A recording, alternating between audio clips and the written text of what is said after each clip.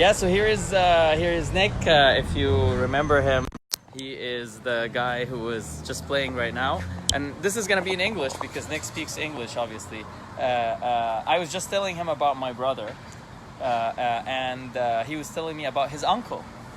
So he just found out that his uncle died today. Yeah. He had Parkinson's. How does that make you feel? It was pretty sad. It was the first person in my family who's any of my parents or my uncles or aunts that have died. So it was sad. Why do you think this is saddening?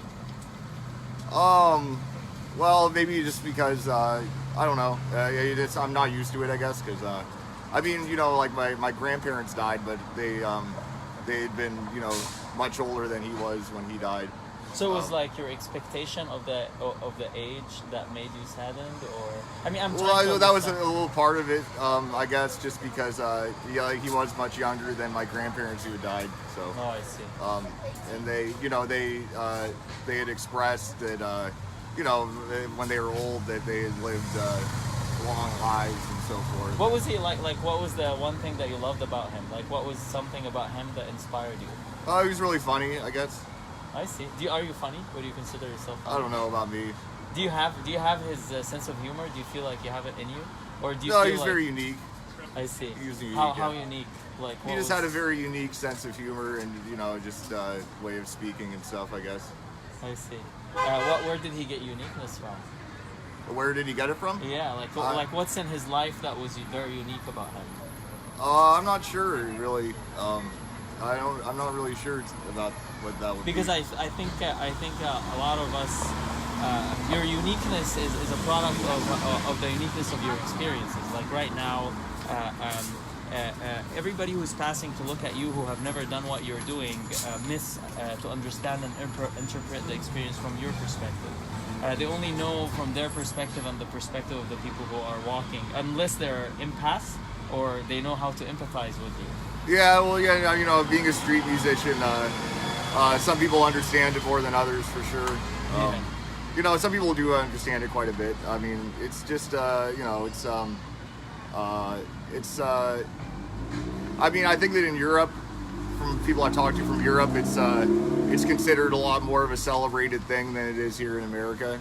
Yeah. Being a street musician, I can feel that. It's much more respected in you know, in Western Europe than it is in the United States.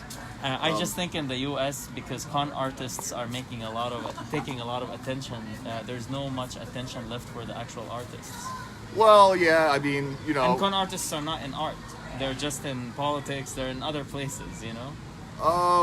I'm not sure if that's what it is. You know, I just think that it's seen as more of an ancient tradition in Europe than it is here. I see. Why? It goes back to like medieval times and the Renaissance and stuff like that. And you know, they understand in Europe that it's a deeply ingrained tradition that goes back a long time that should be celebrated, and maybe they just don't see. But like I said, a lot of people like it here. I mean, I wouldn't be out doing it if.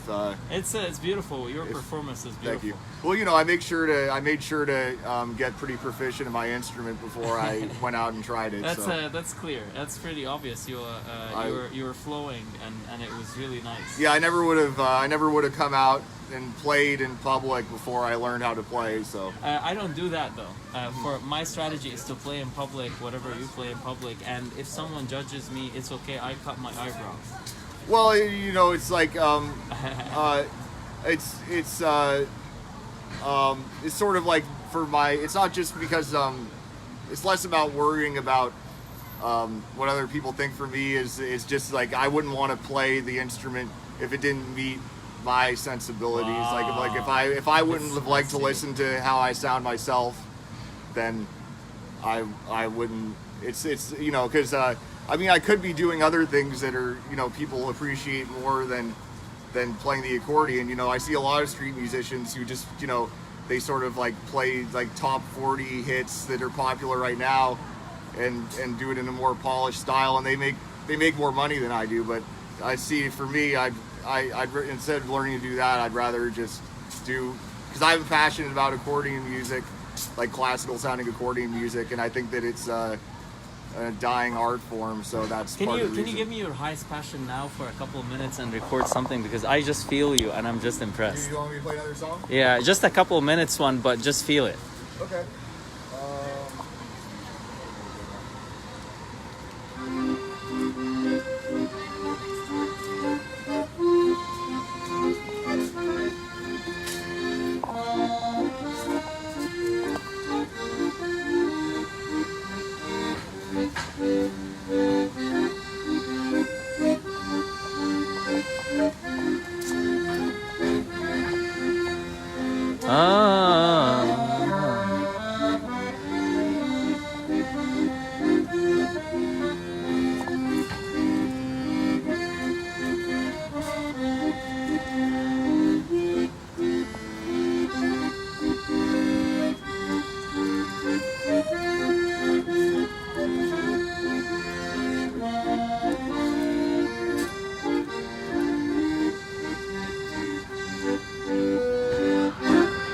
Wow.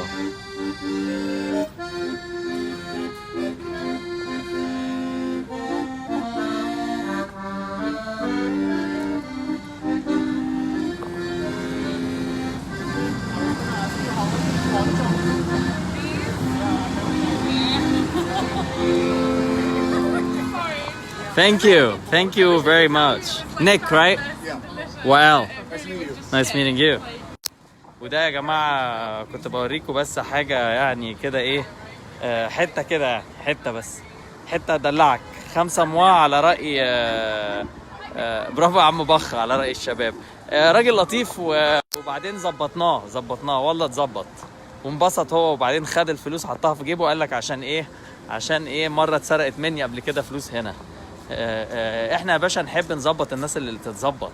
راجل برنس في نفسه كده، ده ياخد ايه، انا هتفرق معايا ايه ال50 هتروح اصلا كده السيسي مبهدلني اصلا، السيسي حارق لي دمي، ده انا بجيب حشيش بفلوس كتير يا امهاتنا والله العظيم بجد. خلوه بقى يبطل عشان ابطل، انا عايز ابطل اصلا.